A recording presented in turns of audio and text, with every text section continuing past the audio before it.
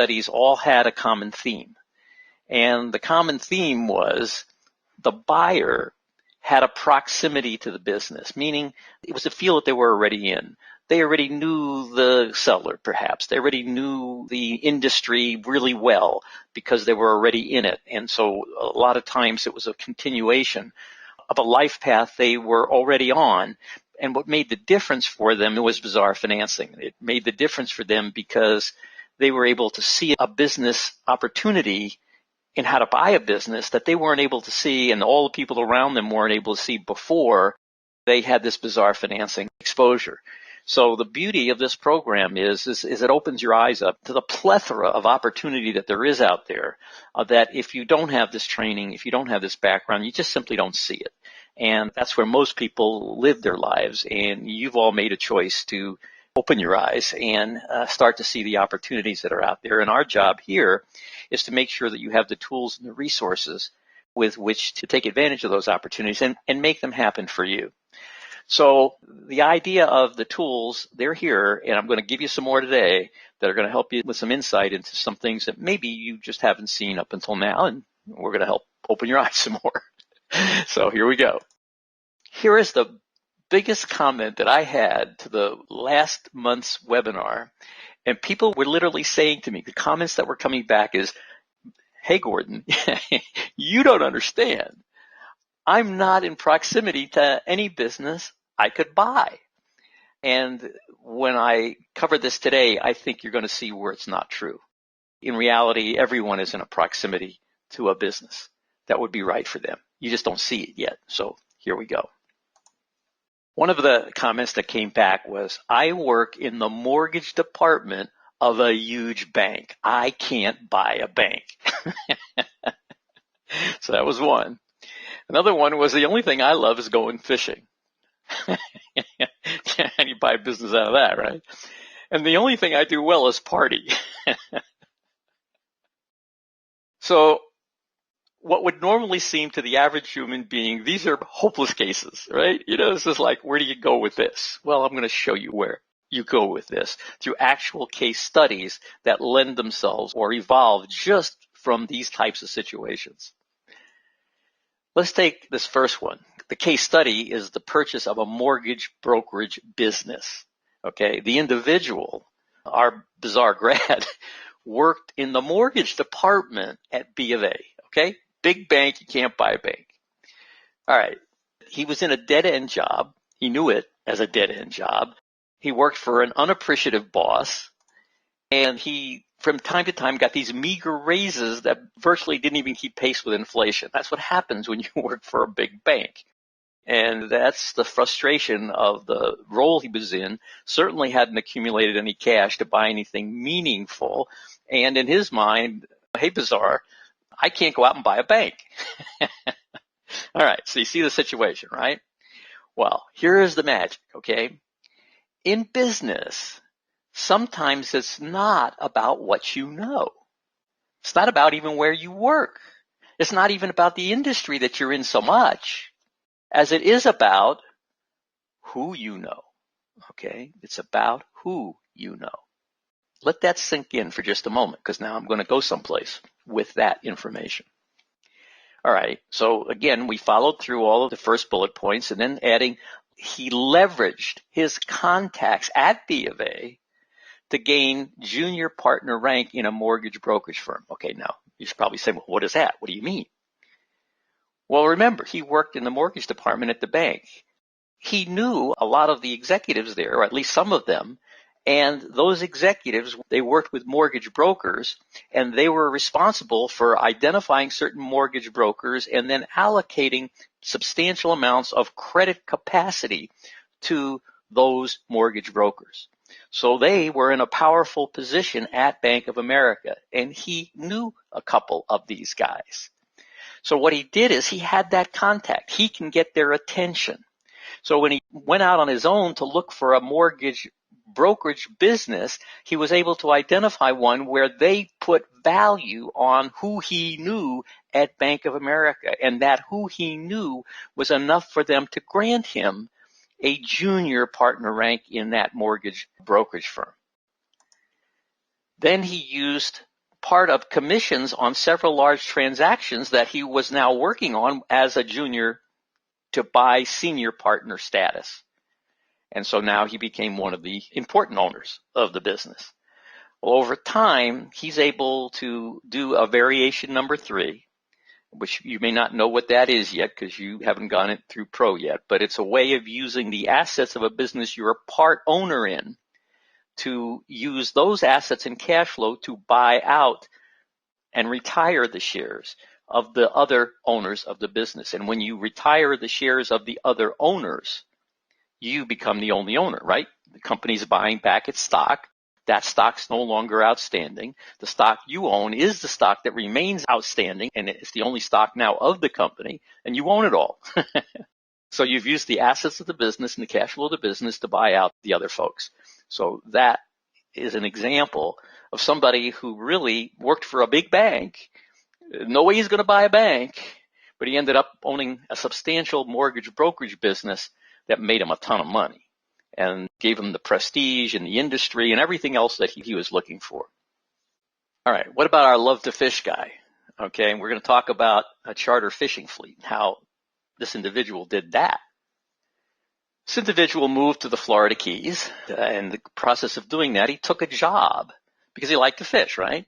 So he took a job as captain of a charter deep sea fishing boat. Okay, just an employee, right? Just an employee. Okay, but fortunately for him, he's now the captain of the boat, but the individual who owned the boat also actually owned 2 boats, but the person who owned this boat that he was the captain of came to the realization that he really just wanted to retire and not operate a charter fishing boat anymore. So our guy proposed to the owner what's called a turnabout partnership. And what that means is, I don't have any ownership in the business, but the owner wants to retire. So I make a deal with the owner saying, look, let's do a turnabout partnership. I'll take a little bit of a cut and pay. I don't need all the money I'm making right now. I can live on a little less. And let's let that reduced salary pay for a junior ownership in this business. So now I'm your junior partner, and you get the benefit of now having a little more money to spend because you don't have to pay me as much. So that now makes me the junior partner. And then eventually, like a year, 2 or 3 from now, we do what's called a turnabout partnership, where now I become the senior partner, you become the junior partner. I'll use income that I generate in the business to buy out your share. Okay? Now, if you just went to that same owner and they didn't know you, they probably wouldn't go for this. Okay? But they will go for it because you're working for them. They know you're a quality person. They know you know what you're doing. They know you're capable of running the business properly, or in this case, the fishing boat properly. They know you love what you do. All right? And so that was enough to build the rapport and the what we call cosmic bond with the owner, that the owner was now inclined to go along with this turnabout partnership. He got a little benefit up front because he had a little more money to spend because our captain took a little cut and pay. But then at some point, the ownership flips. The individual who's the junior partner becomes the senior partner, and the senior partnership valuation of what the owner owned as their part before is now bought out from the cash flow of the business, from leveraging the assets of the business, however the buyer is in effect going to do this now. But that gets the old owner out, retired, and it gets them their buyer for the business now. They got their buyer. So that enables them to get out very comfortably. It's called a turnabout partnership. We see these done all the time in business once people know what they are and know how to do them. Now, it goes beyond that. The buyer for the business was able to parlay his 1 boat into 7 boats over the next 12 years. So how did he do that? Well, the seller got a note payable over 5 years for the balance of the purchase price. So when he became the senior partner and now he's buying out the other partner becomes a junior partner and eventually he's totally bought out. Well, that happens because eventually the seller gets his 5-year note for the value of what he's in effect selling, and the balance of the purchase price is paid by paying down that note over 5 years. Okay, everybody sort of got that? All right, well, that was the deal, but there was no loan or no lien on the boat. In other words, the business is buying out the seller, the business owns the boat, and the business owes the money to the seller, but there's no lien for that note on the boat. This is an important part of this because he goes out and he buys a second boat, that's now fully financed by what's called a wraparound lien, using the equity that he now has in the first boat, right? He doesn't owe much money on the boat itself. He owns some. There was some loan on it, but not a lot. And he uses the equity that he has in the first boat to meet the loan to equity requirement for the new loan for the second boat. So in other words, when he buys the second boat, normally they would have wanted a down payment, right? A substantial down payment on the boat. Well, he didn't have to have that money, because instead of just having the lender get a lien against the boat that he's buying only, and the down payment now protects that lender, well, what now protects the lender is the wraparound lien against the first boat. So the equity in the first boat plus all the equity in the second boat is what's protecting the lender, so he didn't have to come up with any down payment for the second boat. Okay, so now he repeats that process for new boats as the old loans were paid off or paid down from charter income. And over 7 years, or over a dozen years rather, he ends up owning 7 boats. All right, making a lot of money, doing what he loves, fishing away. Life is wonderful. The third example here is he loved to party, and he was good at it, okay? So how does this come about? Well, he bought a party and event equipment rental company, right? Loves to party, goes to lots of parties, sees a lot of these companies that set up these parties and rent all the equipment and handle all of the event planning, all that stuff, right? They do this stuff. So he got to know some of these people, and he realized this is the kind of company he'd like to own because he loves to party. So why not buy a company that's in the kind of party field, right? So he bought a party and event equipment rental company. All right, you've probably gone through people's homes and you've seen these big tents out in the backyard and all of the setup underneath the tent for these galas and festive events that are going to happen, from weddings to just soirees, right? You've seen all that. Well, that's the kind of company it is. It rents all that stuff and everything it takes for the food, everything it takes for the people to eat and dine, everything it takes to set it up for a stage, for entertainment. Everything is handled by this type of party and equipment rental company. So how does he come up with the money? Well, he got an asset-based loan on the equipment, right? So all that equipment that this rental company rents out, it all has value, and you're able to get what's called an asset-based loan using that as the collateral for the loan. So that's one source of the money. He knows how to do that, how to double escrow the deal and use that, get the money up front in order to actually close the deal, and then the deal pays back his swing loan. Most of you know how that's done at this point, right? All right. So then he also brought in a college buddy as an investor. Remember, this guy was party king, right? He partied with the biggest and best of them in school. So they all knew him. They knew he was great at the party business. And a couple of them were wealthy kids, came from wealthy families. So he found one of them who said, hey, I'd love to be in the party business with you, right?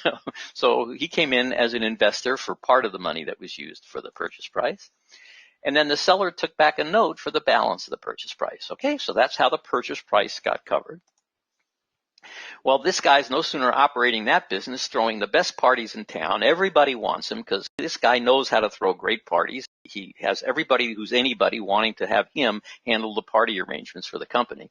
So he eventually parlays his rental business into the ownership of a catering company.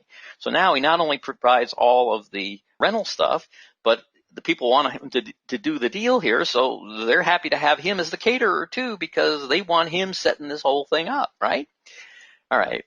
And he eventually expands that out into literally a one-stop event production company. And then he parlays that into events produced on his own yacht. All right? So all of that leveraged, all based on his skill set, all based on his love of partying, all based on his capability to throw the best parties on the planet, all tied into the fact that even in school, he had interest in his friends who were wealthy people that he partied with, and they couldn't wait to get behind him to help be part of his party company. Okay? All right. So if you love it, you're probably going to be pretty good at it. And as long as you know how to think entrepreneurially, there's always going to be a way to turn that into business ownership. Now, Bizar Financing opened their eyes to the opportunities. Who you know can be enough to get you into business. Just a love of fishing can pay off big. Love to party? Make it your business. These are the lessons here. Bizar Financing gave them the tools and the know-how to seize the opportunity. So ask yourself, what relationships can you leverage? Who do you know? Who can you take who's been part of your life, who has the contacts, access to the resources that you can leverage now into helping you own that company of your dreams? Even what you do for fun can be turned into a successful business. These are great lessons, folks. The world is thriving out there with opportunity. It's just most people are clueless to how they take advantage of them, clueless to even seeing them as opportunities. And hopefully, just this little session that we're having here can open your eyes to those opportunities that are going on all the time around you. Open your eyes to them. Know that you have the tools and the understandings and the information that allow you to think entrepreneurially, and turn those into the opportunities for yourself. All right. Any questions? Any questions? All right. I'm looking for questions here. I don't see any yet. All right. One gentleman says, love this example. All right. Good comment. Love this example. All right. As I was going through those examples, I'm sure if you were listening closely, you were hearing concepts and ideas that you're already starting to get familiar with just from Bizar Financing Essentials. And of course, when we go into Pro, we go into them in such depth. We go into a broader array of these hundreds and hundreds of different types of examples, so that by the time you're familiar with all of the concepts that we deal with here, there really isn't any opportunity you will ever see where it is not possible to literally fully leverage that deal once you know all the different ways you can get the money, raise the money, finesse the money, find the folks who already have the money and have them on your side, whether they're investors or lenders. It's always a way to do it. You just have to be creative with what you know and persistent until you uncover the methods of doing it. I have to tell you, I have deals that I've worked on now for 3 years and more to finally get all the pieces in place. And it's tenacity, okay? I know there's the answer out there, and people tell me, you're crazy. You can't get this. You can't get a loan like this. You've got to have equity. You can't do this. You've got to have that. And I'll tell you, it's nonsense, okay? It's easier if you have those things. It's quicker if you have those things, but it's possible no matter whether you have those things or not. And that's the lesson here.